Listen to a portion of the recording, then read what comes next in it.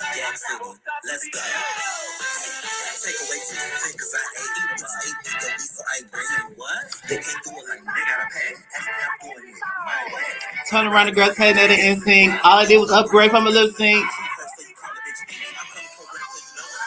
You know what time it is. MAN is back. We're back for another episode of Spread Them Cheeks for the Tea. I'm Man Williams, and you're here, so thank you for being here. Make sure you're liking, sharing, subscribing, and commenting. Today, we're going into a different venture than I normally go to. You know, we usually into the reality TV sector. But today, we're going to go back to my roots, where I came from. We're going into the dance world. We have one of the top directors in the Midwest from St. Louis.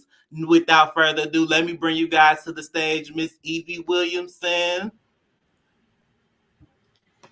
Hey, Mr. Man.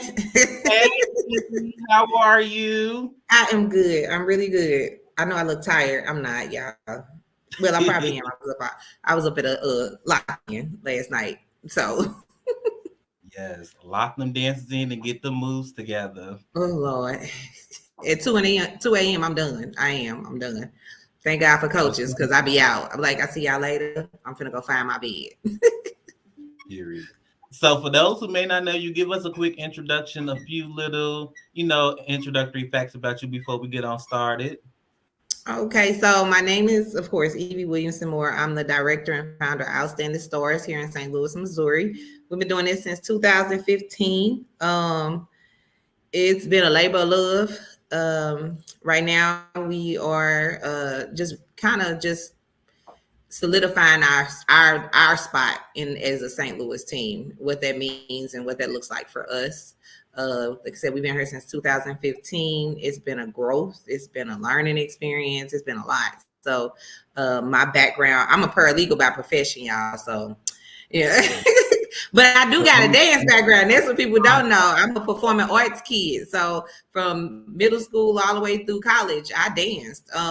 That's what I did. I never thought, or even aspired to do it professionally, but I had great training. Some of the best instructors out there that still are instructors, some of the best dancers now were my instructors and teachers and some of my mentors and guidance through this process. So that's the difference with me. Not only, like I said, my profession is a paralegal, but I do have a background in dance. So that's what qualifies me to do this.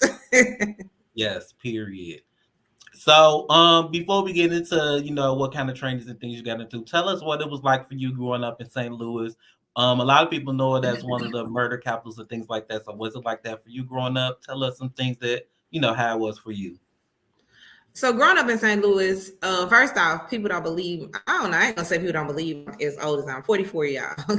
So growing up for me in the 80s and stuff like that was, there was drugs, of course, gangs, of course.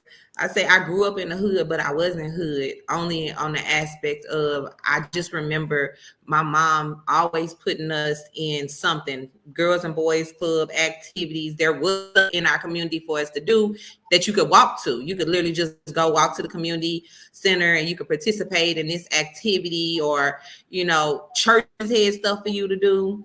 So I just remember being busy all the time, me and my brothers, and having something to do, not really focusing on this is what I want to do. It's just, it was fun. So then that's kind of how dance fell into my lap as well. My mom decided to send us to performing arts school because those were the better schools at the time. They were magnet schools. So, and my cousin, also was the superintendent, and he my mom wanted to send us all the way out to the county, and he was like, nah, just send them to the performing arts school. And that was a great decision that my mom made, that my cousin suggested for her to do, because again, it never put me on the trajectory of being a professional dancer, but it did put me in an atmosphere of high expectations and accountability, and not really taking for granted what what's been put in front of you. And then, and go and give everything 100%. So growing up, I wouldn't say, you saw a lot, living in the neighborhood that I lived in, but it never really became like my life. Like that's my story. Now I saw it, but I ain't a part of it at all. Exactly. Hood kids, you know what I'm saying? growing up in a certain level. I got a single mom, like a lot of kids did, you know what I'm saying, or whatever. It was for, I got a twin brother and a little brother and an older sister, you know. So, you know, we grew up and we were able to be kids. Let me say that we were able to be kids too, even with amongst all the stuff. So as I look at it now, St. Louis still has some of the same issues, but they don't have the same resources that they used to. They don't have the same outlets that kids used to have, that we used to have, that honestly, sometimes I feel like kids just don't have a choice. It's like they don't even have a choice. We had a choice. Like, you had a choice. You could choose to go up here and do this summer program, you know what I'm saying, for free. You can walk yourself to it or whatever. And, you know what I'm saying? But now they don't have a choice almost. It's like they just walking around looking for trouble, or trouble looking for them. And at some point, it's going to find them. And then what the culture is, as far as like what the expectation of what fun is now. Like, I don't know why y'all think that's fun, but say, I don't know why y'all think that's fun. That's not fun. But yeah, so like I said, growing up wasn't totally like horrible, but it wasn't the easiest either. But I was thankful for the resources and stuff that were put out there, the people that, you know, did pour into young people like myself and my brothers, that created spaces for us to go to, so that we didn't have, you know, my brother was approached plenty of times to be a crip. Like, my mom was like, you can't be a crip unless I make you cripple. That's the only way you're gonna be a crip, or blood or anything like that. But you know, unfortunately, those places really don't exist too much anymore. Right. So with the training that you learned when you were younger, what training, I mean, in what ways do you see that training still being used today? And how is dancing, you know, learning dance back in the 80s, how is the transition from then to now to you, in your opinion? I say I was fortunate enough that when I went to performing arts school, that I got training by, like I said, some of the best instructors. And even though I never voiced that I wanted to be a dancer, I was in class or I was in spaces with people who was phenomenal, and I couldn't lack. You know what I'm saying? I couldn't come in and be like, oh, I ain't doing this professional, so I ain't got to really care about it. If you in this space, you got to care about it. And so to this day, I still, you know, my dance training kicks in and be like, oh, I do know that. When I came into the, when I started my dance team, I didn't start my dance team in the position of coach. Let me just say that. I started my team in the position of manager. Because that was my career trajectory, my path. I was working with community businesses and organizations, getting their businesses and non-for-profit structured and stuff like that. So I was like, I'll help you. I didn't want, you know, I was a dance mom. Let me say that. I was a dance mom. I was taking my kids to dance. That's where I had settled. So as I've gone back into this dance world, what I've learned is that I was fortunate. I was really fortunate that the people who I came in contact with were professionals. They were professionals, and they gave professional training to every child that they came in contact with, whether or not they were going to be dancers or not, or musicians or not. They got professional training, and you were in those spaces. I have people now, I have friends people that I've gone to school with. They're in their profession. They're seamstress, they're musicians, they're dancers. They're still doing that to that level of professionalism, and it started in middle school. So, you know, I don't do that. And it carried me through college too. I tell people a lot of times I went to college kind of blind to the fact that your talent and your training can be a door for you. I didn't really understand that, you know, they give scholarships out for, you know, dancers that know how to dance, especially when you go to predominantly white schools and you're the only black girl and you can do what the white girls do too. They're like, yeah, we need one of y'all. So they will give you money for it. Right. You be talking when, as long as you can put some money on them books, you know what I'm saying? On my scholarships, like, I'm good. But yeah, so as I've, you know, gone through it, I noticed that my training has always stayed with me. You know, I can teach my dancers ballet terms, and I can critique dances. I can, even though I don't, actively seek to continue, because that's also one of them things where you got to keep getting training, because it changes. If you want to stay in it, professionally, that you're gonna always be learning. And I still learn. I partner with people all the time. That's how I met you. I'm not afraid to say I don't know. I'm not afraid to say I have no clue. And let me talk to somebody who might. Let me partner with somebody who may know, so that I'm not watering down the experience of the young people I'm working with, because I know how important it was to have that space teaching me, so that I got the full experience. And then also had the option: do I want to continue on and dance, or do I want to do something else? But also giving me that option. So yeah, that was great. That was for me that made the difference. Okay. So you said you started off as a dance mom. What from that made you want to transition to start your own team? Wasn't my idea. No. I was a dance mom. Like, my daughter was going to dance studio. She was taking gymnastics. I have 4 daughters, and they were kind of, doing their own thing. Some do basketball, just kind of being a mom. I had a friend who went to school with my daughters, and she wanted to, during that bring it era, let me just say that, back in that time, we just having a conversation, and she has a wonderful heart. She wanted to give back to the community, and she saw a space where we could possibly do something in our community. She wanted to start a dance team that was affordable. Because for her daughters, she was looking at some of the dance teams that were coming up, starting on that time, that were kind of mimicking that bring it majorette type of thing. Something I ain't know nothing about. Let me just say that.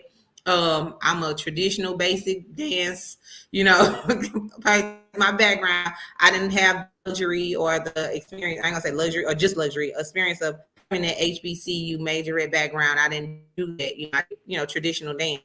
So when she said she started dancing affordable, or that was free, when we started, we were free.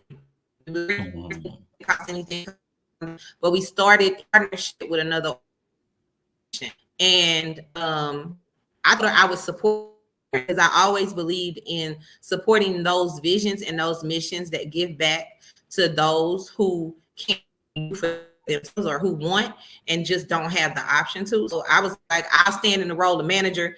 And during that time, my daughter was kind of over being the only girl in the class too. So she was like, so I get to dance with some girls that look like me. I was like, yeah. And I brought my daughters to the team.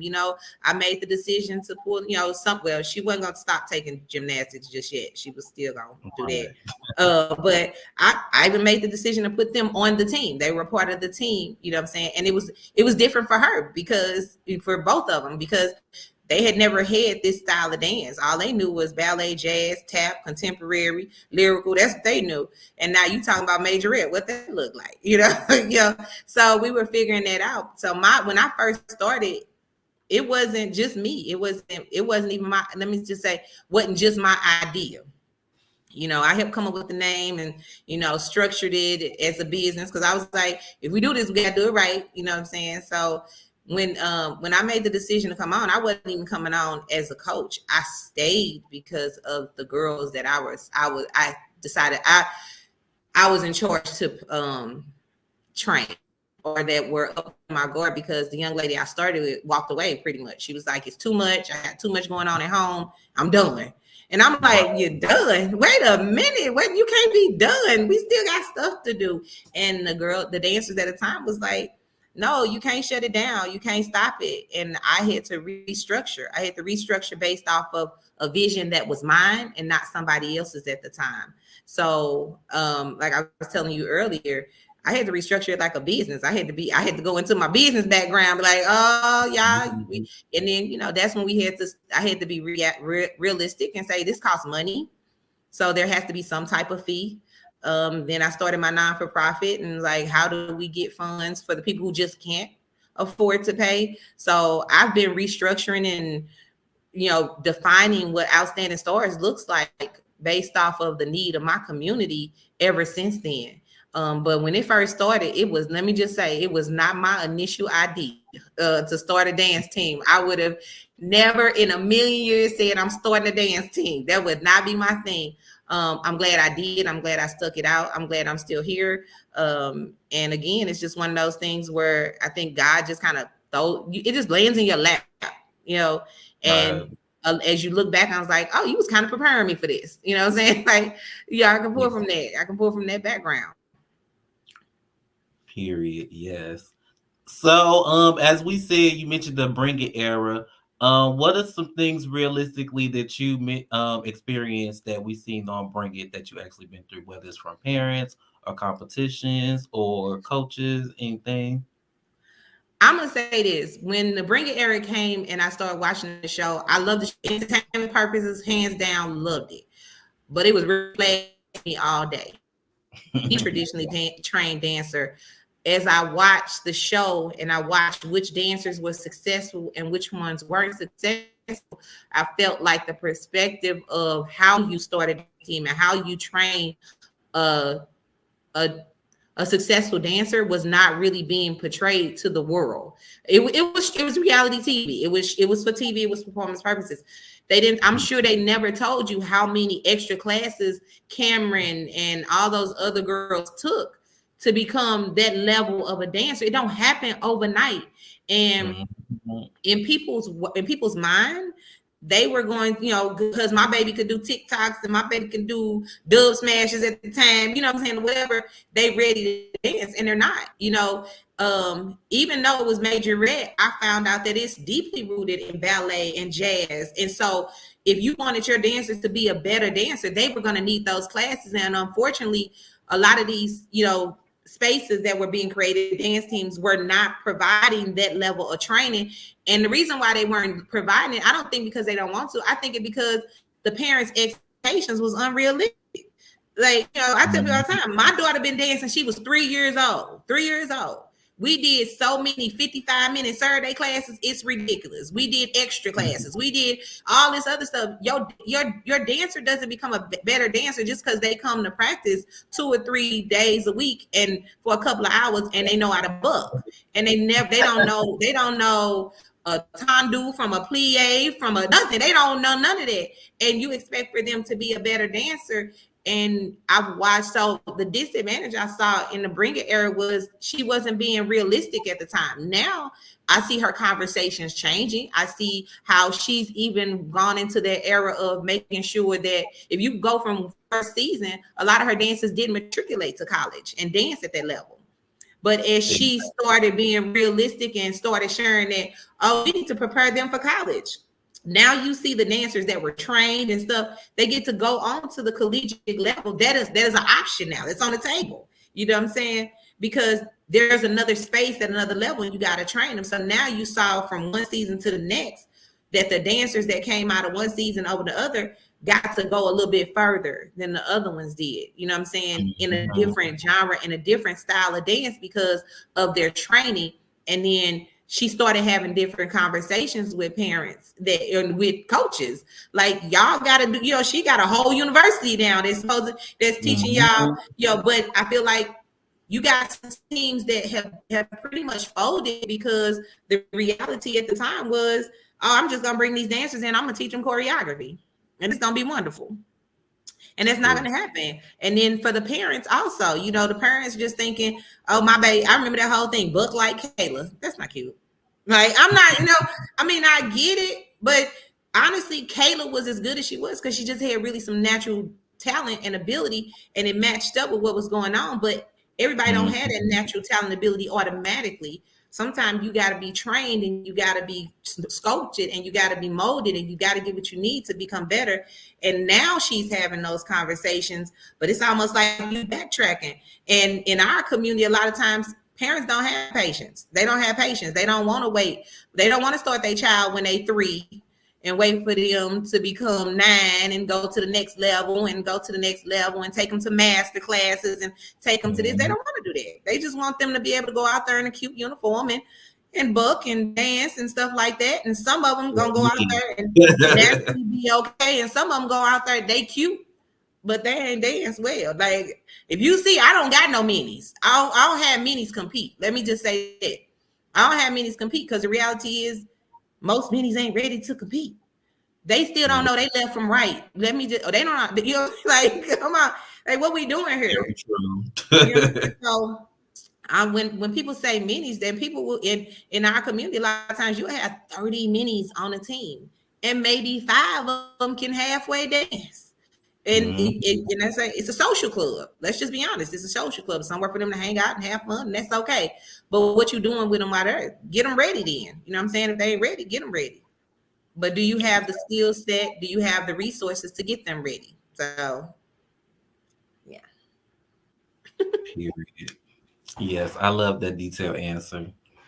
So when it comes to parents, you had the privilege of having some great parents. Like, let's shout out a few: Miss Judon, Miss Latrice, Tasha, Yes. others. So I think in the beginning, I've always wanted to have a relationship with not just the child, but the parent as well. I've never been a person where I have a lot of people around me. Let me just say that, a lot of females either.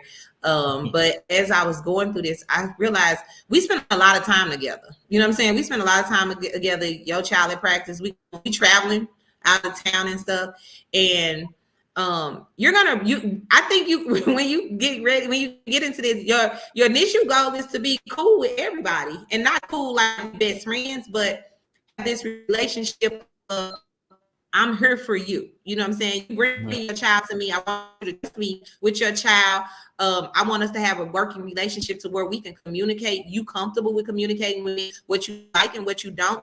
But also we got boundaries on what that looks like. I'm still the coach. You know what I'm saying? So what I say inside of this dance room goes. But I'm okay with listening to some, you know, you saying what you, and I'm gonna listen. Don't mean I'm always gonna side with you. I'm gonna go with what you say. And then out of that, I forged like very close. I have Juanita, you forgot Juanita. They've been I would say, so they have been here and they have bought in. No, I'm not gonna bought into, but they understand the vision. They understand the vision and the culture of our team. I heard so many times where people say, "Oh, it was the parents that was clowning so bad. You know, they was tearing up stuff. They was out there." I've never had that problem, because going into a competition or a space, they understand, first off, this ain't about you. You know what I'm saying? This is not about you. You are here to support your child and here to support these other kids that we have in our care. And this is a village mentality. These are our babies. When we take them on the road, when we take them to a performance, not yours. So if you come over here and all you about is yours, you're going to quickly find out this is not space for you. Quick. And so for those parents that you're talking about in specific, they not only serve as parents to me, they supporters. They see the work, they see what's doing this. They will tell you, I ain't never gonna ever. I always laugh. My parent went over there, started a dance team. I said, I don't think my parents ever won't go start a dance team. They'll be like, no, thank you, not at all. I'm transparent when it comes to what it takes to do what we do. I'm honest with them when it comes to where their child is, where we are as a team, as we move on. And so being able to do that, and when they first got, I still have parents that I talk to, they kids ain't even on my team more. You know what I'm saying? We still communicate. Ain't no love lost. I'm not mad at you. I see, because I genuinely care about their dancer. Like, I don't care whether or not they dancing with me. I done told some parents sometimes, I don't think they need to dance. They probably need to run track, because I done seen your baby run. You know what I'm saying? Or they need to do, not no shade, no tea, but everybody that comes to you ain't gonna always be a dancer. And as a parent, I don't want nobody to feel like, oh, I gotta leave them here because Miss Evie be mad if I'm no, I'll be mad if you leave them over here and that baby don't want to dance. Take them and do, you know what I'm saying? That's your job as a parent, to do what's best for your child. So in the relationship that I forged with my parents, even now to this day, I'm sincere with what I'm expecting from their child. and also them as a parent. Everybody, their parents sign contracts. Yeah, my parents sign contracts, but let's be honest, y'all. They signing contracts that unless you take them to court and you go enforce them, mean absolutely nothing unless they are really committed to the vision of what you. And yes, to be clear that when they come in, they understand the culture of your team, understand the vision and the mission of the team, and you need things, because what's gonna change? People gonna change. You're gonna have a different set of parents it could be every 6 months, depending on who signed up. But what should not change is your expectations, your culture, your vision for where you want your team and what you need from those parents and those kids as you go. So I ain't never had to worry about no parent turn up, nothing, clowning, fighting, none of that. I ain't never had that fear or anything like that. We go in, I know one thing, they'll be ready to leave. They be like, come on, Miss Evie, it's okay. You know what I'm saying? We there. They can have a trophy, they can have whatever. We finna go. They'll be the ones ready to go because they understand that a lot of times in those spaces, they don't match our culture. That ain't who we about. So we out. You know what I'm saying? So being able to articulate that early on when parents come in has been I'm gonna say my superpower. And keeping a lot of the drama down. And a lot of them, like Latrice, have moved into roles where you have parents that come in that are just talented in other areas and they can do other things and they're willing to do it for you, and y'all just have an understanding as well. I didn't went on vacations with these people, you know what I'm saying? At this point, they like family, you know, they pick up my kids, I pick up their kids, and, you know, stuff like that. So I forged relationships with some of my parents that I know some people be like, beware. I don't do it with all my parents. Let me say that. I don't do it with all my parents, but you know which ones, you know what I'm saying, when they come in, and when, you know, even when they like Tasha, her baby, Tasia's in college. That's still my baby. We go into competition this month. Tasha and Tasia going to competition this month. Tasia ain't dancing, but this is family, you know what I'm saying? And they still are a part of it. I don't care. You go, you still go. You know what I'm saying? Yeah, come on, let's go. So yeah. Yes. Okay, yes. I love it. So when it trickles down to the kids, tell us about how you instill, because when I come out there, all the kids always talk about Mama Evie, Mama Evie, Mama Evie. So how do you instill being like a mother figure to them and also still being able to be the director and their coach? And, you know, once practice is over, they're not mad at you. They still want to be all at your house, all of your face, all those things. So tell us a little bit about that. It's a balance. I think anybody who's a parent kind of understand there's a balance. And also being loving and supporting and understanding their well-being, what they like, what they want, in the situation too. And then sometimes it don't, depending on the situation. I don't care. Do what I said. It is what it is. But having that balance, I support my dancers across the board. If you got an event, I tell them, tell me, you know what I'm saying? My calendar is full, but I'll make time for you. If you're going with something, you're dealing with something, this is a safe place, call me. You know what I'm saying? I'll take you to school. I'll pick you up from school. You know, you need a tutor, you better not be failing. Don't make me come to your school. You know what I'm saying? Yeah. So it's a balance between being a coach and then wearing those other hats too. A lot of people don't understand discipline is a form of love. Having structure is a form of showing them love. So when you have expectations for them and when you say, hey, I'm expecting you to be this type of person, our motto is outstanding in everything you do.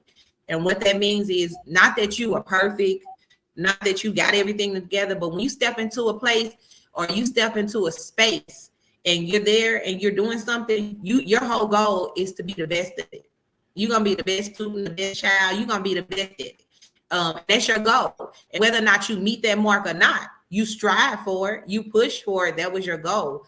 And so with my answers, I want them to understand they're very spoiled. Let me say that because they're going to eat all the time. Who feeding us? Who taking us? I hit them last night. They all thought they was going to be in my house last night. No, that's not going to happen. Y'all going to go to this studio on these air mattresses. They're not going to be, because when they come to my house, they lounging out in the living room and the family room and all that stuff, and they eating up all my food and all. Y'all gotta go. So, but just having a space where, and I always tell them, this is the space where you mess up. This is the space where you make mistakes, and nobody's going to judge you or make you feel bad for it. It's also the space where you get it right.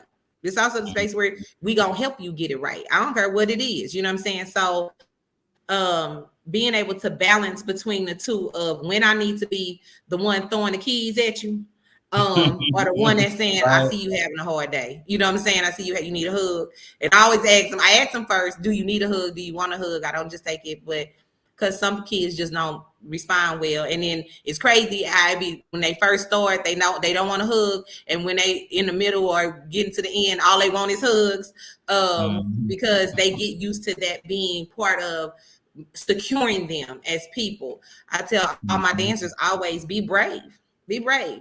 Go out into this world and try it, knowing that you have people behind you that's going to support you, regardless. You know what I'm saying? You are young, you're going to make mistakes, and you're going to also succeed too. So don't be afraid to try. So again, just balancing between being that one that's going to yell at you because I told you 50 times to change that or do it right, but also the one that's going to support you and be that person that you can call when you need something or when you just need to talk, or or whatever, that being that person. So creating that space where they're safe, where they feel safe, where they feel loved, where they feel seen also.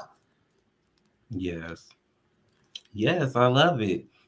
So as far as coaching and things like that, we all know that you don't do it by yourself. So how do you go about picking the right coaches and working with other coaches and collaborating to come into one, big thing that is the Outstanding Stars? So I've been fortunate, honestly, recently I've had plenty of people who have served in the role of coach. And as I've learned, and not really choosing coaches, I think they almost have to come to us in a way where they're attracted to what we're doing. Because there has to be a buy-in. There has to be a buy-in of, I believe in what you're doing here. You know what I'm saying? And I want to be a part of it, and I want to contribute to that, and I understand it.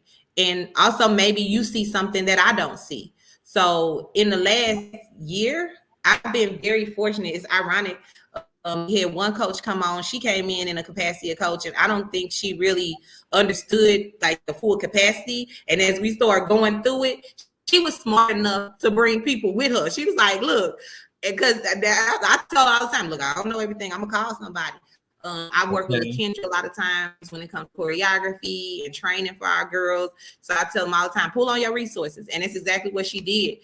And she pulled in a young lady, Isis Brown. And when Isis came, everybody was looking like, who is that? You know what I'm saying? Isis is phenomenal.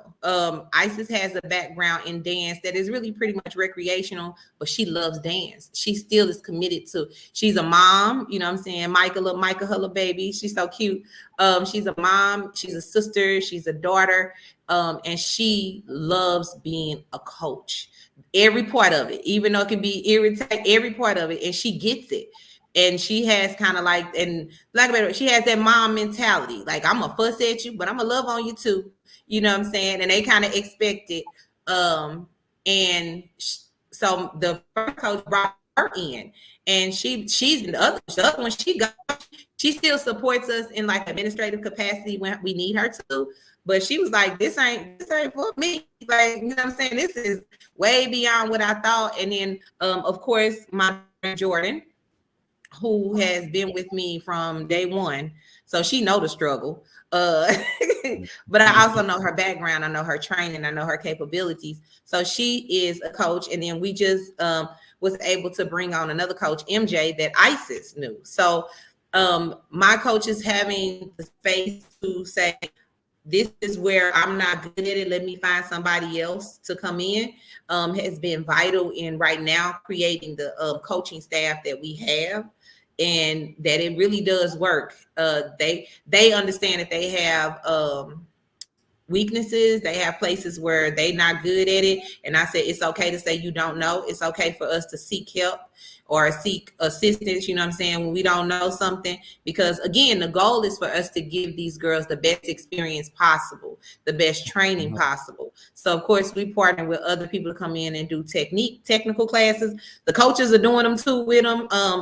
They're committed to becoming better dancers themselves. They want to become better dancers. They still want to kind of learn as they're going too.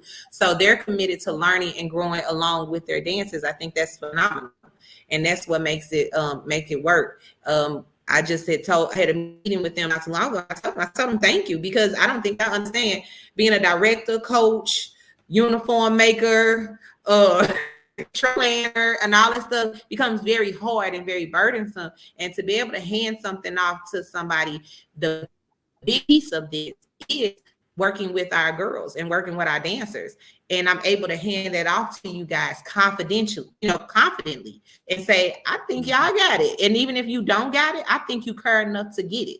So they in good hands. And it's always okay to reach back or reach to the side or reach and say, I need some help, so that you can still do it. So I'm really fortunate that the people that have come into this space now as coaches truly get it. It ain't about them. It's truly about the dancer. And in order for them to be a better coach, they have to be committed to being better, get better themselves. They always say, when I tell them, like, if Coach Aisha do this back bend or she do this walkover, I don't want to hear from nobody. And she do it, and I'm like, well, shut up, everybody. Let's go to the mats. Let's go. And I know, you did this stuff in many years, but you're committed to getting it. You are committed to doing it because you want your dancers to be better. So that's been my wonderful experience in this last year. And it's allowed me as a director to step out of certain roles and really honestly support my team in a more substantial and sustainable way. I can now focus more on our non-for-profit end, so that we can offer our scholarships, we can offer our funding, and we can get what they need. I can seek that. I can sit down and start looking at grants and all that stuff. I can move out of certain aspects.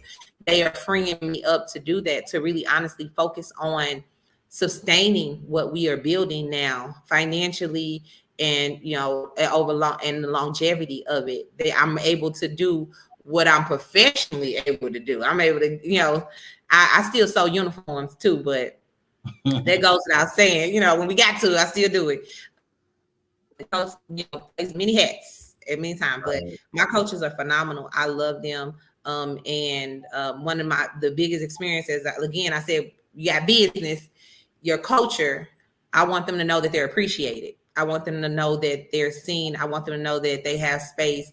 We might butt heads, but at the end, we have the same goal in mind, and that's to make sure that these girls or these dancers that are coming in our care know that they are getting the best from us, and that we understand that that's what it's about. So I want them to feel seen. I want them to know that they're supported, and I want them to know that they matter tremendously. I don't think sometimes they understand how much they matter.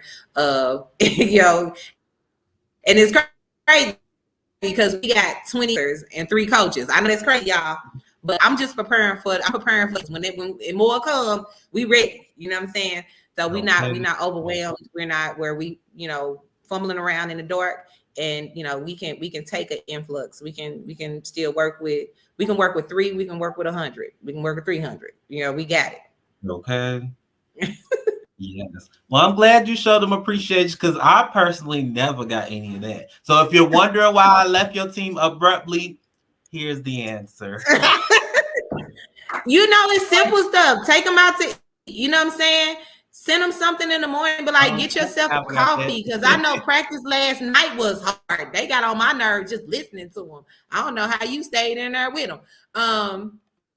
It's little stuff like that. Those kind of people that you can be like, okay, time for me to go, and they still gonna keep doing what needs to be done, and you ain't gotta look behind your shoulder. You ain't gotta text nobody. What y'all doing? Is this together?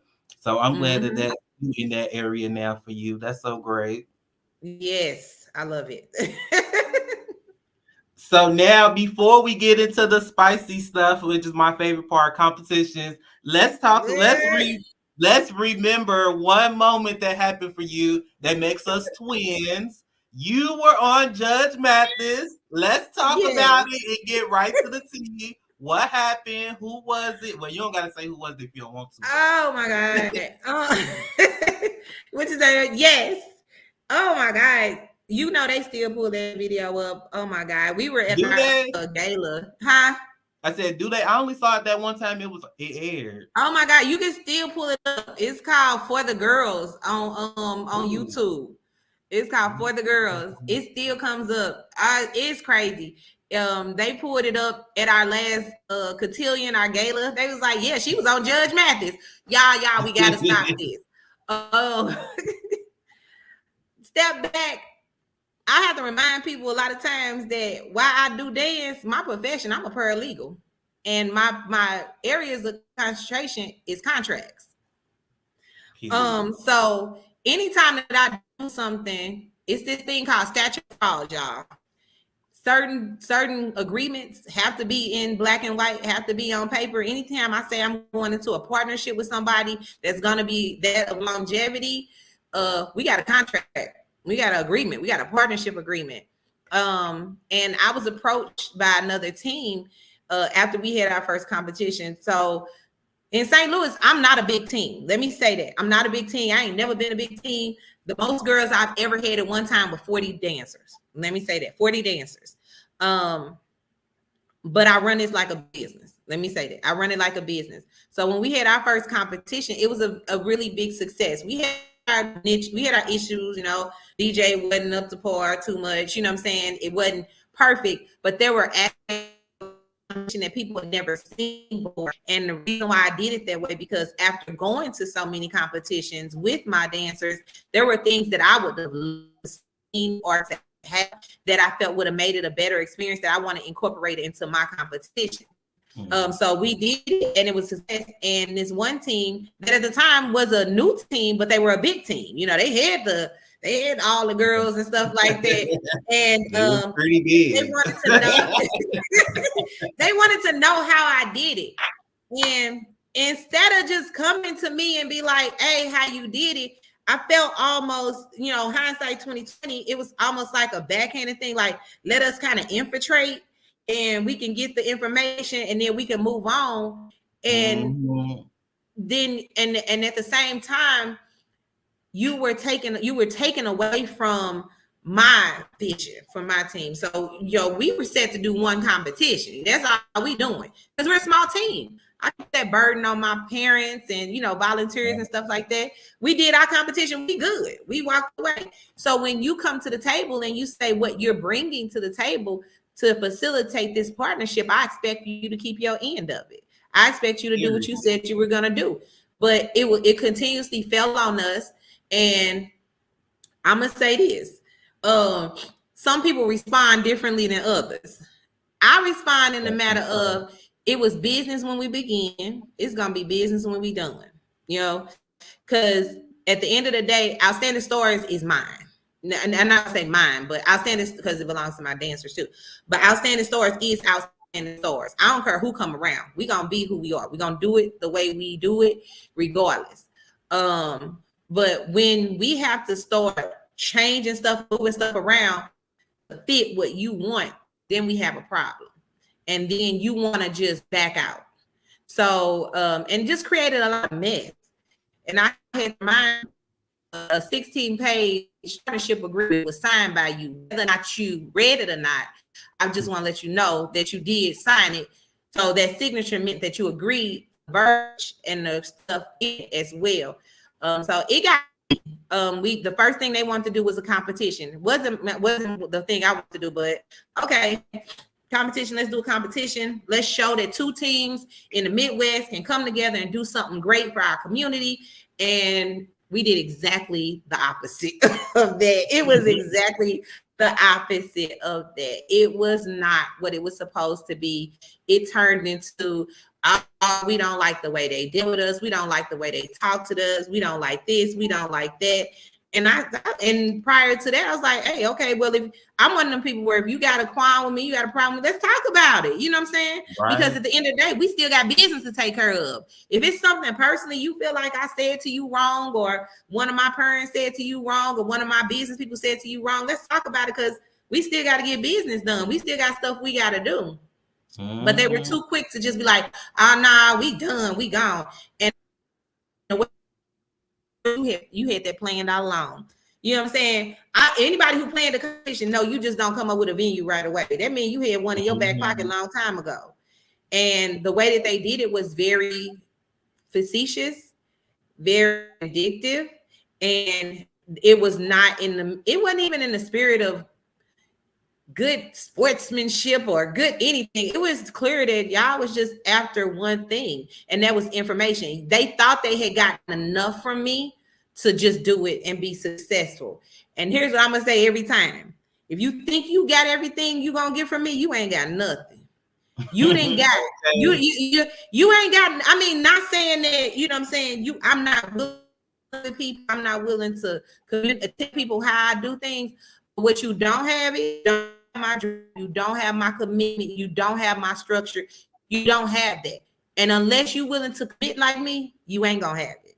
So you could sit with me at the table all day and we can talk all day and I can tell you this how I do it, but until you actually have done it and you understand, you really don't got it. So I'd like they had gotten what they needed, so they just walked away. But it left a very bad taste in my mouth, for lack of a better word. The way it was done, the conversations, the posts on social media, and all that stuff. And I was like, I'm just going, and I was like, let me warn you. I just suggest you just walk away. If you don't want to be a part, walk away. That's all I say. Just walk away. But this extra stuff you doing on the back end, going to competition the same day, using the same flyer, telling teams that we're meeting you and all that stuff, really attack. And in this dance world, a lot of times people gonna side with the people who got the beats because they want them to come support them and stuff like that. So the small standing stars, well, we gonna go with them. And I had to remind myself, I ain't support. And we still had it was a good, you know, I'm appreciative for those teams that did still do our competition, and the other teams, y'all did no little loss. You did what you felt like was best for your team. But I didn't like the underhandedness, the decisiveness that was went into it. And I had to remind them that you also signed an agreement and you broke that agreement. And in the court of law, I have legal recourse. I can sue you. And I tell you, like I said, my parents sign contracts all the time, but am I gonna really go to court? Sometimes my stuff be on principle. It ain't even, it's on principle. At this point, it's on principle. Because the amount of money I'm going to get from this ain't even going to touch nothing. You know what I'm saying? But it's on principle. So, yeah, I went and filed a civil lawsuit against them. And then I started getting contact by a lot of people. And you were the one like, you got to go on Judge Mathis. Because I went on Judge Mathis. And we were, it's on Judge Judy and all the other ones. But what people don't know, when you go on them shows, they are kind of disruptive in your life too. If you got to go to Florida or California or wherever they shoot, you got to fly out there, take off work. You know what I'm saying? At the time, Latrice was part of it too. Poor baby, she got kids. You know what I'm saying? Like they got school. I can't just take off and go, do this. Y'all think it's a joke. You know what I'm saying? Y'all think it's a joke. Y'all think it's funny. Now y'all, ha. If you ever think you get this money, you gonna have to take me on the show. I'm like, look, you done missed the whole point. At this point, it ain't about the money. I'm on principle right now. You know what I'm saying? And I done warned you. I got the text message. Look, I'm warning you. Just back away. Just go on about your business. We can part ways. I'm giving you an out because I don't have to give you this. We have an agreement that said I don't. You supposed to dissolve this partnership in a certain way according to what was in. You're not doing that. So, long story short, we end up on Judge Mathis, and the verdict was quick and swift. Let me say that. Okay. It was quick and swift because it was clear. You know what I'm saying, that they were playing games. Yeah, and you're talking about we jealous of them and all that stuff. And I'll just say this, moving forward, when we opened our dance studio, I had another interaction with them. And a lot of times people think that, you hold on to stuff that I can't afford to hold on to that. You know what I'm saying? I don't got time to hold on to that. I don't. You know what I'm saying? So when we opened up our studio, we had an organization out giving out dance clothes and stuff. And some of their dancers and stuff came, and I think they expected for me to be petty and mean. And I had to remind them, I ain't here for y'all anyway. Where them babies that need them dance clothes? Tell them to come on. Because I ain't never did this for you anyway. You know what I'm saying? So it ain't, I'm not even mad at you no more. I wasn't even mad at you then. I was frustrated and irritated that you wasting my time and you taking my focus away from things that are more important that I need to be focused on. I got to deal with this. I was irritated by that, but other than that, I could care less. You know what I'm saying? When it came to being petty towards you or getting back at you or anything like that, I was on principle when I did that. I was like, look, I know, you know what I'm saying, I'm on the right side. And again, let me remind you, I am a paralegal, so I didn't even have to pay to file my civil lawsuit. Okay. They was like, "Do you need?" I had some attorneys like, "Do you need us? I can handle this for myself, y'all. I got this." Okay. So, and I don't know if that set a tone in the dance world with me. People do a lot of underhanded, shady stuff to each other when it comes to teams and stuff like that. That just don't make sense. It don't make sense. And sometimes you do have to do things that's just pretty much on principle. The little money y'all get that you might get from it when you do, don't even touch what it costs you. You know what I'm saying? But I don't want nobody else to come that route. I don't want you to come that route. Don't come back over here. Don't do it. I'm gonna let you know, because I'm an on principle type of girl. You know what I'm saying? So don't do that. I'm hoping that anybody that ever says, because I'm all about partnership. I'm all about getting together, doing something great, putting something together that benefits our community. And that's, you know, so if you really, really about that, do that. But if you want some underhanded type of stuff, and it always goes to show that when people ain't got the right heart, hey, where you at now? Okay. You always got to use one person as an example. Yeah. I tried to warn you. Look, I tried to tell you, we ain't doing that. But so that was fun. But it still comes up. And it's always what'd you say? Because I'm about to find it and share it. Yes, they call it For the Girls. So yeah. It still comes up. I'll be like, Lord, y'all still study. They be like, that was really good for us. I remember when they put the show out, I was like, Lord, oh no. And the comments were horrible. Y'all look so professional, so not like my episode that was messy. I love your episode, baby. The dancing and everything, honey. I had to clown on her. I bet you they won't do it again though. Okay. I don't even think she ever won't do it again. But before we move on, make sure you guys are liking, sharing, subscribing. I'm acknowledging some of the people in the comments. I see they've been moving. Misspoken Facts. I bet you are very appreciative, Miss Evie, creating a positive avenue for your youth. That's my sister. Isis, your coach. She said the heart. Isis. She said, hey, that's me. I guess that's when we was talking about her. Hey, Isis, love y'all. Period. Vicky Hensley, what you do is a blessing to the nation. The youth need and appreciate it. Hey, Mr. Victor. Against Mom Latrice, Evie is the best, hands down. That was just their way out. Epic fell on their head. They tried it. Ooh, child. Y'all need her side of the story. Look. Then she said she handles it way better than I would have in court. OSS is literally still going because we have a higher power looking out for us and a faithful leader. Yes, amen to that. Out of all the dance directors I've met, Evie has definitely been the most positive. She has the best relationship with her parents and her dancers.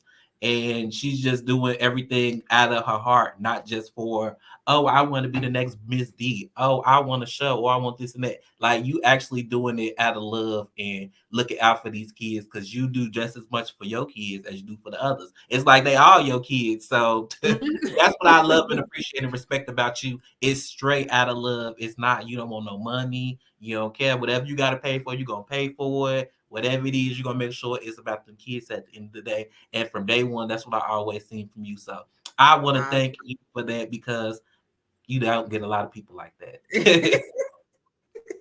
Thank you. I have some phenomenal people. All them people, I know them people on there. So thank y'all. Yes. Yeah.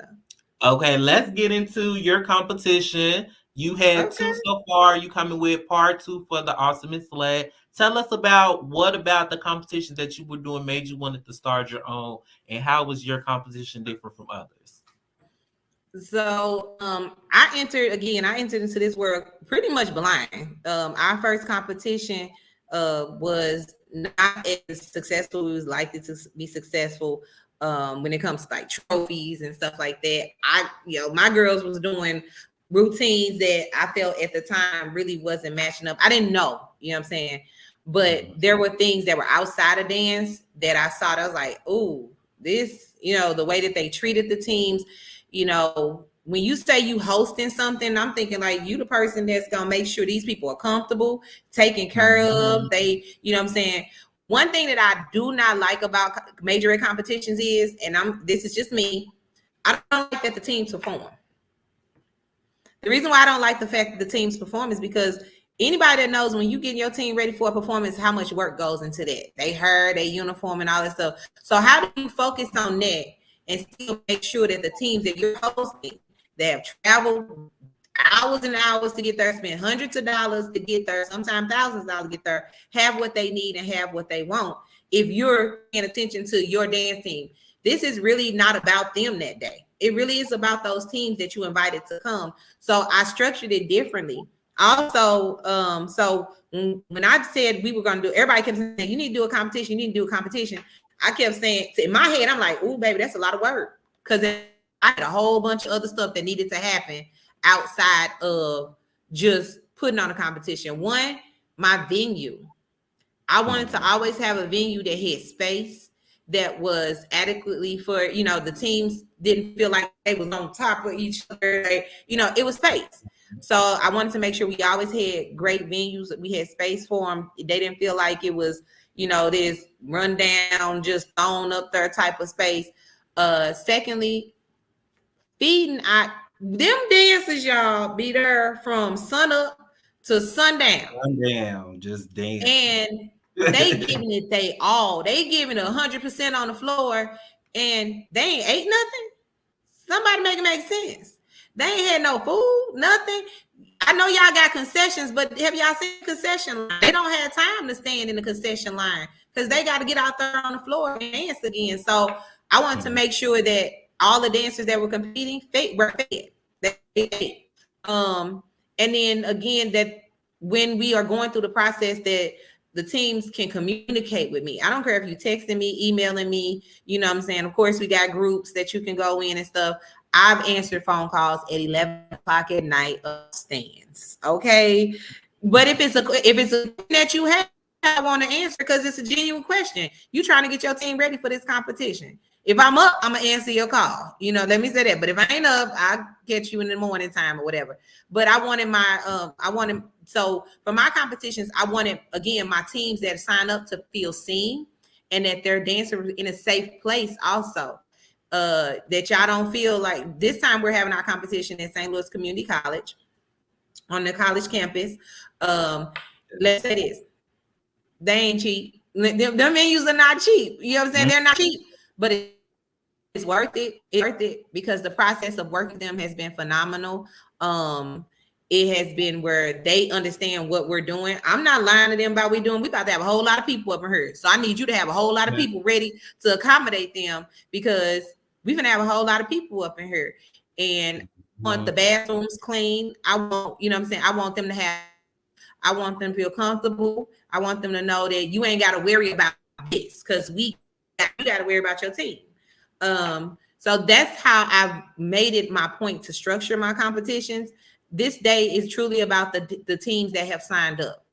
This is your time to showcase what you have been doing and working so hard for. And I want you to know it's about y'all. It's not about the outstanding stars. My dancers are required that day to be of service. They are of service. They get service hours for it too, but they have to be of service. They need water, get them water. You know what I'm saying? They need a fan, get them a fan. What they need to be able to keep in touch with you. They don't need to be looking for you. You know when they supposed to come up. You know their number. You know when they supposed to be on the floor. Make sure they place and make sure they getting their time. Make sure they don't feel cheated. Make sure that they not feeling overlooked. I don't care if you come in our competition, you got 100 dancers or you got 4 dancers. You're gonna get treated the same way. You're gonna get treated the same way. You gonna feel like, oh, we was important. I don't want you to walk away and feel like, oh, did nobody care because we ain't had that many dancers and stuff like that. I want you to feel like, oh, they treated us the same they did everybody else. We got the same thing everybody else did. I've learned, you know what I'm saying, like this time our DJ gonna be better. That was one of the things. And then our judges. So I try to get judges that ain't attached to a dance team. Let me say that. That ain't attached to a dance team, but they know dance. They know what good dance looks like. And they all in their own area. So man is judges. Of course I was gonna be there. What's the date? Tell them what's the date. Oh, you already know 420. You know what I'm saying? Oh, you know I was gonna be there. 420, you know. We do it in April during that time. Not for the purpose y'all think we doing it, but yeah, you know. But it kind of just kind of in sync together. You know, it just kind of in sync together.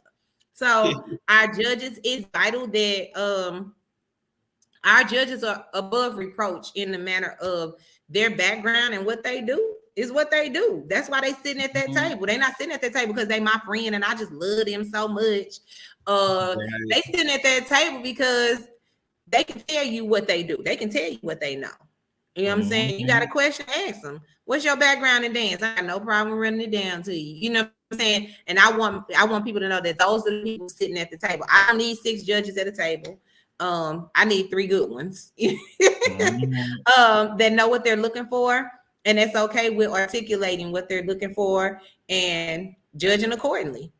We talking about I'm not gonna be you know what I'm saying, the host not gonna be judging, so don't ask them. They don't know, they hosting. The judges are judging. You know, judges are judging. That's what they're doing. Just hosting and everybody else doing their own job. So there's no nobody gets to manipulate or interject into what the judges are doing. They sitting at that table, they watching what you're doing, they judging accordingly. So fair judging, let me say that across the board. I've always been confident. Even the last judges we had, of course, man was one of the judges. I know people tried to say stuff like, well, if you got a problem with them, then ask. Oh, let's talk about this. Let's talk about it. So I tried to help her out. Somebody got mad because, okay, so like one of the scores, so with me, people, when I judge, people say I judge too hard. I'm judging you like you are supposed to be a dancer competing in a competition. If the category is beginners, I'm gonna judge you on the beginners level. It's on an intermediate, expert. Don't sign your team up for expert or intermediate if you ain't ready for me to come through and run you through, because I'm looking at every dancer from the front and the back. And what them big teams think they be doing, they be trying to mix it all up. Oh no, I'm looking for the dancers that's off. If you off, that's where my points finna start coming off from. I see you got this one line of good people, but all the people in the back is a mess. So I'm gonna correct that. So it was one particular score. It was like a range. It didn't have like you write your thing and you had to select a range. And it was like 5, 20, like the number was going up. So I tried to help them and write a number that I thought in the middle was where they stood. I can't really give you a 10 or a 15. I'm gonna give you a 16. Next time I'll give you a 0 and leave it at that. Since it's a problem. If I see your name, I was trying to be nice. Let's give them all 0s. Yeah, I was trying to be nice. Look, yeah, and that's because it just wasn't that fun that day. And the thing too with it's funny that you explained all of this about you being a director and running your team and stuff. You have multiple coaches and things like that. You trained and dance yourself, but you not, it's my team. I'm teaching this. This is my choreography. I'm doing this, da, da, da, da. Like you giving these people these accolades. Some of these people were dancers back then on teams that may have been known, da, da, da, da, da. And they think that now they grown, they can have the money, whatever, to start a team. Just because you have the money and the name and you can pay for these people to come teach workshops that doesn't necessarily mean in 1 month your team is receiving it and that they're going to be on that level when you expect for them to be. And I think that's what is not even with just that one team that I was talking about. I think that's a lot of teams' problems. Like they have these high expectations, which are great, but these reality shows are geeking your head up to where people need to be more realistic. Like, if you know in practice your team keep messing up on this one specific part, guess what? When they get on the floor, they're going to mess up on this one specific part. So you better change it or you better correct it. And that's another thing, too, why I stopped kind of coaching teams, too, because, like, I'm very nitpicky because I know if I'm on the judging panel, oh, she right that messed up. That was one person. I'm a doc something for that. And I feel like people will be like that to me. And I'm nitpicky with everything. So I nitpick to you just can't nitpick no more when it comes to things. I mean, what else you supposed to do? You supposed to be competing and it's supposed to look like a unit. It's not supposed to look like you competing in a freestyle circle battle. But that was my rant on judging. No, you right. I mean, you right. And I'm a piggyback on that. Just in the dance world, if you are a coach and you are watching your team not be to the level that you want to be, it's okay to pull them out of a competition. It's okay. And I want people who are hosting competitions to not get mad that when people pull their teams out of competition when they say they not ready. You know what I'm saying? My team just not ready, and I'm not them on the floor and they not ready. And a lot of times I feel like people get in their feelings when you do that. I pull my team for competitions, they not ready. Like you ain't seen what I seen. You know what I'm saying? They ain't coming to practice, they ain't got this, they ain't got that. I ain't finna spend all this money to come out here and know they're not ready. And then get in my feelings when they get judged based off of them not ready for. You know what I'm saying? I'm not finna do that. And I think as a coach, you need to understand that. But and it's where sometimes it's frowned upon for you to put your team in a competition and pull them because they looking for money. This is what I'm gonna say to y'all. I do my competitions not because I want the money. I don't care if I do a competition or not. We gonna get our money. I'm being realistic. You know what I'm saying? I'm being realistic. When I do my competitions, it's because I really want to give our majorette community a quality competition to put their team in. That really is why I'm doing it. Because honestly, I feel like there are better ways to raise money. I don't know, y'all. They got grants out here for $50,000 that you can write. You know what I'm saying? $25,000, and all I'm doing is writing. I'd rather do that than deal with 50 bad attitudes all day and all that stuff. So you know what I'm saying? When you doing a competition, if it's a fundraiser, I get it. It's a fundraiser. Let me make a contribution. You know what I'm saying? Let me send something. Don't make it seem like it's something wrong if I say my team ain't ready. They can't come. You know what I'm saying? They not competition ready right now. I thought they might have been. We've been working hard, baby, but they ain't making the cut. You know what I'm saying? I just had to cut everybody. You know, I didn't tell teams before. Like, everybody could. Everybody. Nobody getting it right. I didn't tell teams before. I was like, if they're not doing good, then pull them. You know, you don't want. I had to tell other teams today. I'm not gonna change the category. They don't change the category as many times you want to change it. It don't affect me. You put them in the category you feel they the best in, because you finna be judged off of this. You know what I'm saying? You know, the judge finna judge you off of this. So be clear. And again, when, like you said, they put them few people in the front, looking in the back. I tell my team all the time, they looking for the weakest link. I know I do. Hello. If you I'm looking for the weakest link. Looking for the weakest links. I'm looking for the weakest link. I'm looking for the one that you got on that floor that ain't got none of this choreography. And I'm also looking for the dancer that messed up, but then later on when I saw them, oh, they fixed it. They fixed it. That's what I'm looking for. So when you go into these venues, when you go into these competitions, be prepared to be judged. It's a competition, y'all. Be prepared to not necessarily win. Yeah. Everybody don't win all the time, and it's okay. You don't always win, and you may have thought you should have won, and maybe you should have won. I don't know, but here's the thing: as the host, I ain't judging. I'm not the judge. Well, don't expect the host up to us, the judges. That's it. That's like ask the judges. That's why it's imperative. Workshop. Yep. That's why imperative that judges put their notes on there and tell them why you got a low score and you know what I'm saying, stuff like that. It's imperative. So and don't take it back to the lab. Take it back to the lab. See what they said, fix it. If you feel like it don't need to be fixed, don't fix it. You know what I'm saying? Leave it the way. But at least you know why. So that's why I love the fact that you judge the way you judge. You know what I'm saying? I know you fair. When you call, like you said, even I tried to give you a little help. You know what I'm saying? But I won't try so I know, and being on that judges panel is not easy. It's not easy because I know you're gonna take the brunt of it. And I tell you, I'm standing behind my judges because that's what they're here for.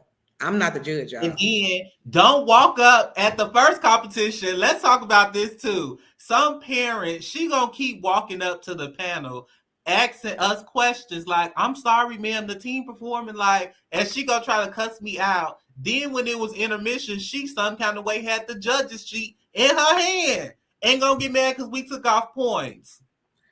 I said you lucky. I had to tell her, I said you lucky they didn't disqualify you. Okay, I sure was pushing for it, but Kalonda, she was like, "We just gonna take points off." I'm like, "Oh, okay." Yeah. Kalonda got a heart. I love her. She does. She got a heart, and she understands that sometimes one person can mess it up for everybody, and you just don't want it to mess. Them kids just dance their little heart out, and now you got an ignorant parent. But that's why it's imperative that y'all sit down and have conversations with your parents, especially if you're a new team. This is your first competition. Please tell them they can mess it up for everybody. That if you walk in when they tell you don't walk, that if you go into that judges table, that you can mess it up for them, for your team. So make sure your parents know the rules and regulations before y'all walk into those spaces. Because I was like, she's supposed to be disqualified. Exactly. They just took points off, so that's why you ain't placed. It is what it is, but that's the reality of it all, honey.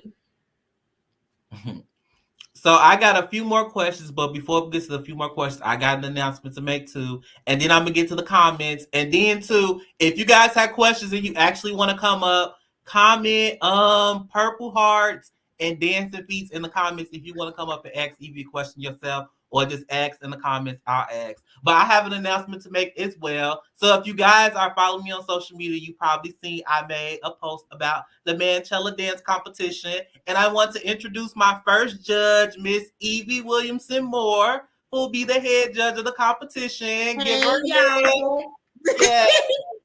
So the categories is like choreographer challenge, all male, last man standing, hangman, creative, coaches, parents, stand battle, and stands. Out of all the categories in the majorette category, even out of the ones I mentioned, what is your favorite category to watch and why? Creative. I love creative.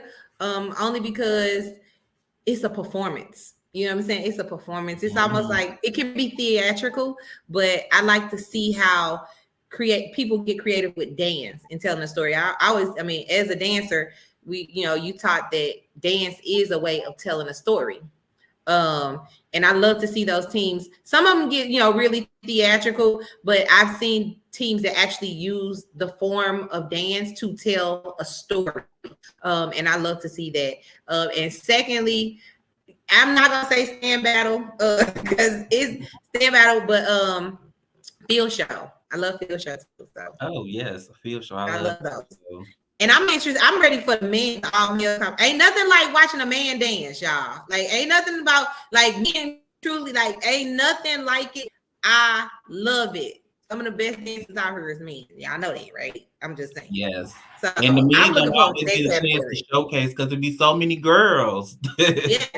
And I'm really looking forward to that category. That one right there, baby. I'm ready for that one. I'm ready for that one. And that's different. I ain't seen nobody do that too much, like the all male category. So that's a really great opportunity that you're giving people, teams and that have male. I know people that do have all male teams, and I'm hoping that they come and be a part so we can watch y'all do y'all thing. Come on, y'all, sign up. Category. That trophy gonna be the best looking one because if don't nobody win, I'm gonna take that one home. That's gonna be my case. Yes. Let's get into these comments that just keep flowing. Latrice, hey. Okay. Vicky, that's Haney. Oh, I'm sorry, Vic. Victor Haney. Facts. I said their name wrong. We definitely take care of our teams. I love that we do that because all of this is true. Parents be hungry too. Yes, they do. And 420, yes. We love man. Yes, I love you too, Latrice. That part. Oh well, y'all was going through it at the judges table. Child, we need a camera to record the judges table experience. Every competition I judged is always like two of them. It's always something like even at the Halloween competition, one team was bad because they were second place in every category. Some teams, no, honey, you better be grateful for what the Lord give you. I mean, second place, like. You just so happen to be in second place. Be grateful. I mean, I don't know what else to say. I don't know. Qualified they ass. Yeah, I was pushing for this qualification, but some people have a little more of the Lord in them than me. Say a little bit of the Lord. Keep it moving. Say, look, now is not the time to try to figure it out.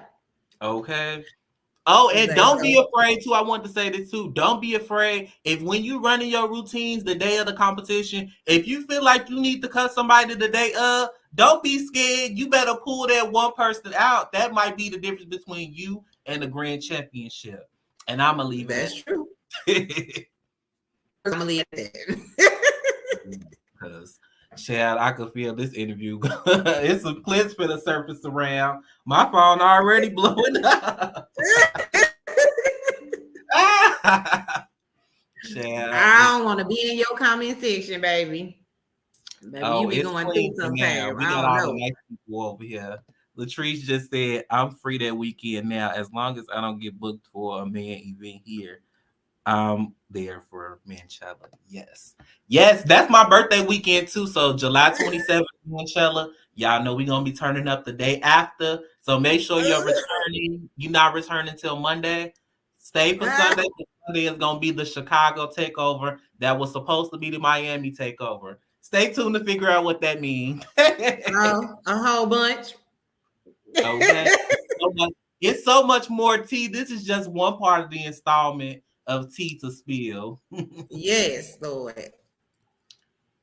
Yes, but that was basically all my questions, Miss Evie. Before we go, I want you to give advice to future and upcoming studio owners and directors, and also to dance moms, dance people, just anybody, any dance advice you want to give, any advice to mothers, just any advice, period, to leave us off on the good foot. Coaches, understand your why. Remember your why. Remember why you stepped into that role, and why you do what you do. And most of the time, and all the time, it should be about who you're coaching, the dancers that you are training. And so, because it's gonna get difficult, it's gonna get hard. So remember why you do. Know that you're gonna wear a lot of different hats. Remember your why, and figure out what your culture is that you want to exude to the world or to your community. Stay true to that. Don't change because you get a different group of parents or you get a different dancer, or don't change because people favoritism, like a better favorite dancer, they're the best dancer. So I'm make sure they don't leave me. Okay with them leaving. If they don't somewhere else and have to be a big team, yeah, your lane. That's what's best for you and not somebody else. Parents, understand it takes time. Your dancer does not become a better dancer overnight. It takes investment. When you sign your kids up for something, you signing up to. You sitting at point, eat your dinner. You finna come in. You finna be here for a little minute. Gonna be some extra practices. But it's an investment into your child. And while I can tell you, with my organization, my goal is that there is a payoff at the end, not just monetary, but hopefully you will see your child be a better person when they come through our program. and they feel more confident, and that you also feel like they have a village behind them that's not just you. When I look into this, most of the parents that come in here are single parents. You know what I'm saying? And they are looking for and needing support for their children to stay in these activities. But no, it's gonna be a sacrifice and not an overnight thing. A lot of times, your dancer ain't as dancer as you think they are. So give them time, give them space, trust your coaches. If you don't, move them. Like, come on, y'all. If you don't feel like, I'm real, like, if you don't like getting that, move them. It's okay. And don't move them harshly. Just be like, this really ain't working out for us. We're gonna try something else. I think most coaches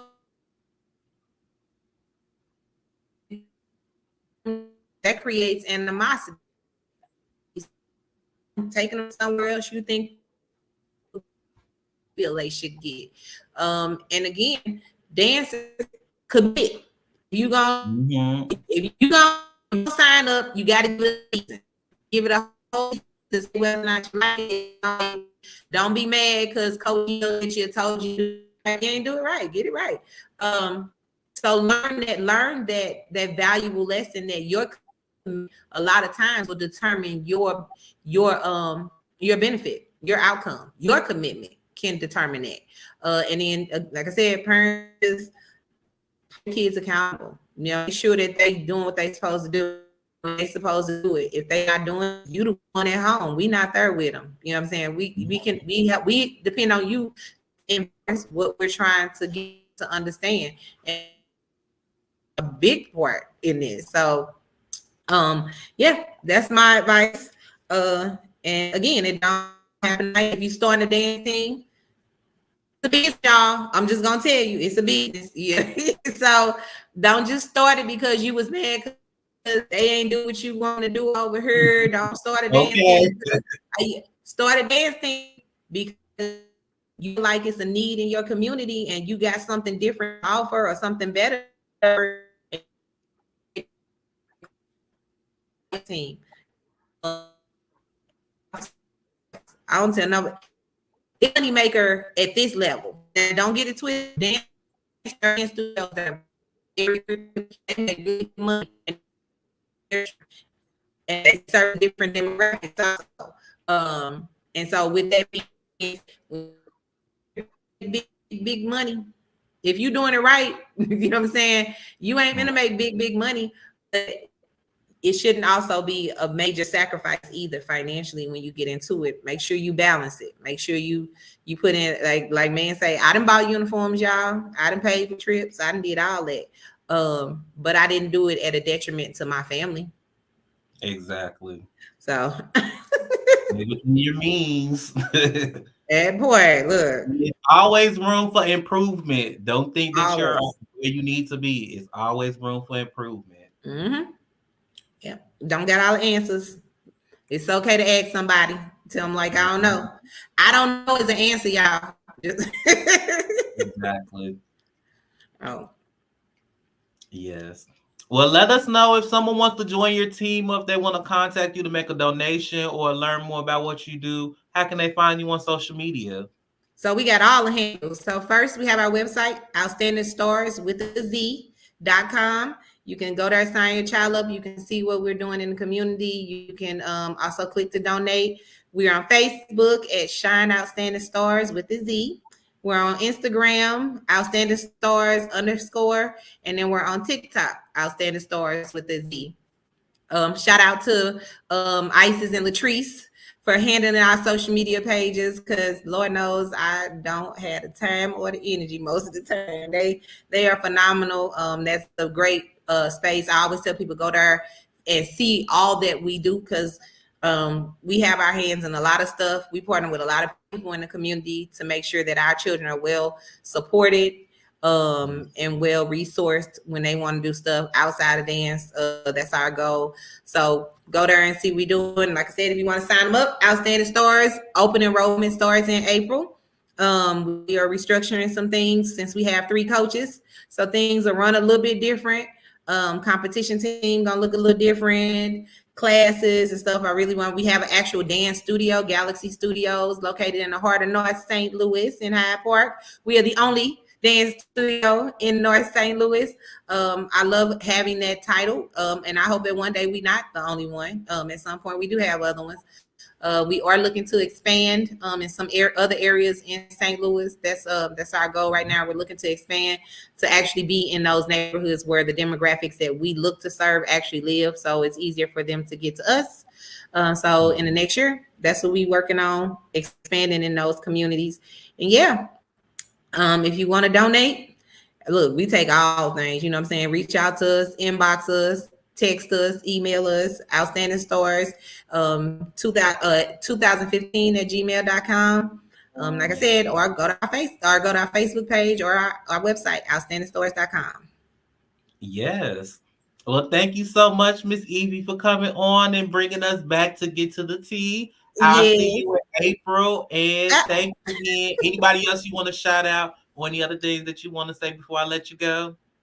All my people that was on here, I saw y'all. We also got a drum line, y'all. So if you're in the St. Louis area and you got a child that likes to beat on stuff, bring them on to us. We are fortunate that at this time we are able to offer this as a free program to our community.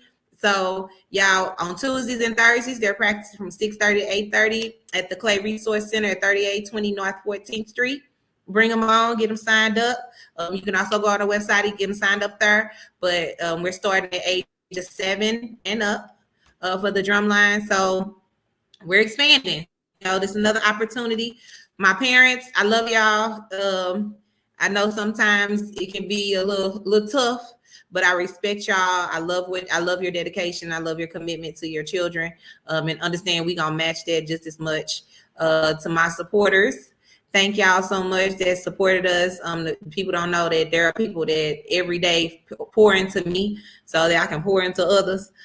They telling me, look, you can do this. I believe you. This is where you need to get better. This is what you need to do. Thank you to those people. And to the people that don't understand me, don't like me, I still love you. Look, I ain't mad at you, look, at all. So maybe one day you won't not like me. Also, you know, my old dancers, I love y'all. Y'all out there, come back and see me. I love to see y'all. Yes. Well, thank you so much again, Evie. This was so much fun. Yes, thank you for having me. And I am looking forward to April 20th, baby. And July. Thank you, because we're ready to come to Chicago, y'all. Just what I'm saying. Yes. We're ready. We're going to take over in July. We getting up to Airbnb. We got Airbnb. Yes. I'm messaging you on the back end about what I got planned so far. Okay. Yes. Thank you so much, and I'll talk to you later. All right. Love you.